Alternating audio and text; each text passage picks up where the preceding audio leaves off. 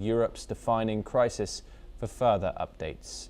And Ukrainian President Volodymyr Zelensky has recently emphasized that Europe needs stronger arguments, not just talk, to pressure Russia into peace.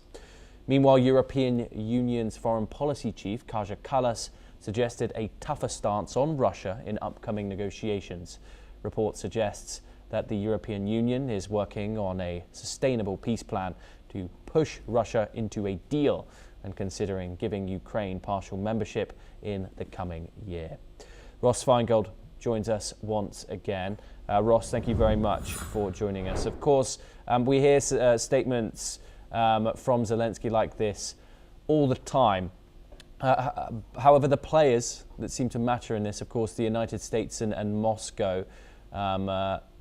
Do you think that the United States takes Europe seriously in these talks, these diplomatic negotiations that have been going on for over a year now, where, of course, it's now seeing trilateral talks between Russia, Ukraine and the United States? Europe doesn't have an invite yet. What do you think of these comments by the Ukrainian president?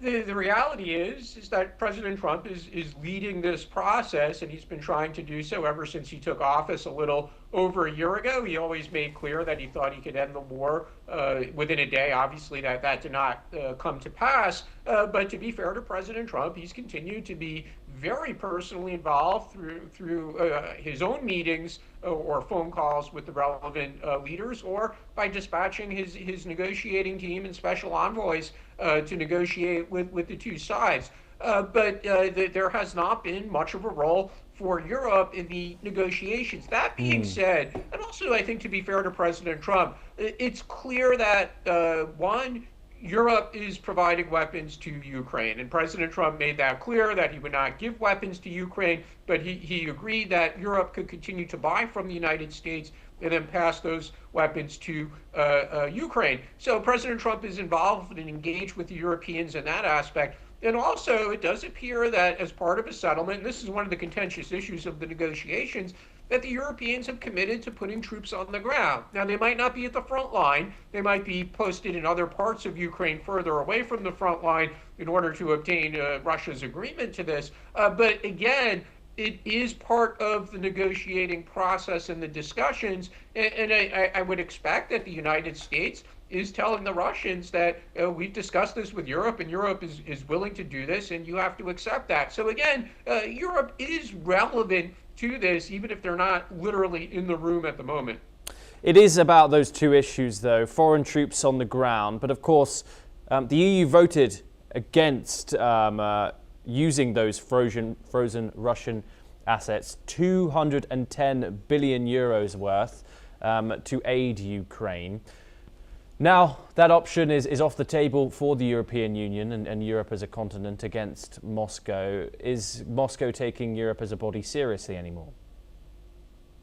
As long as some of the major European countries continue to provide weapons to Ukraine, and if they're not funding that through the Russian assets, they're still funding that through other funding sources, through their general revenues or other sources. So as long as Europe continues to provide weapons to Ukraine, then of course Russia needs to take that seriously, because it allows Ukraine to remain in the fight and not to surrender. And also, as long as some of the European countries say that they are willing to put troops on the ground after or as part of any settlement framework, then Russia has to take that seriously. And again, I do think the United States in the negotiations is telling Russia that you have to accept this. Europe is willing to do it. It's just part of any deal if there is a deal to be reached. Ross Feingold, thank you so much for taking the time. Pleasure, as always.